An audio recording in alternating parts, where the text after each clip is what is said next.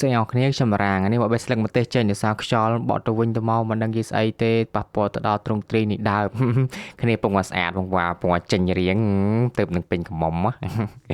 ហើយមានផ្លែមានផ្កាដើមខ្លះមានក្តាប់ដើមខ្លះក៏ដើមធំធំអាហ្នឹងបានត្រីអាំងទៅទួងជាមួយនឹងស្វាយសាប់ហូបព្រឹកឡើងជាតិសាហាវបាទជាតិឆ្ងាញ់មែនតើលេបទឹកមាត់កាក់ធម្មជាតិទាំងអស់គ្នានៅពេលខ្លះមានវល្លិមានអីបោចឡើងអូអាវល្លិមកបាយឡើងដាក់ដើមឈើធំធំហ្នឹងទៅបាច់វិញចុះក្រោមទៅអីកាត់តាគល់វាចេញទៅវាទៅទាំងអស់ហើយហើយបន្តមកទៀតយើងបោចស្មៅជុំវិញគល់ហ្នឹងឲ្យវាស្អាតបានហើយនឹងត្រៀមដើម្បីដាក់ជីពូនគល់បាទឲ្យដើមហ្នឹងរឹងមាំល្អប្រសើរហើយនឹងការថែទាំនិយាយទៅមិនថាដាំដំណាំឬក៏ធ្វើអីទេបងប្អូនងាយស្រួលណាស់ក្នុងការធ្វើហ្នឹងតែអ្វីដែលពិបាកនោះគឺការថែរក្សាហ្នឹងការថែរក្សាការថែទាំគឺត្រូវយកចិត្តទុកដាក់មែនតើបើឲ្យយើង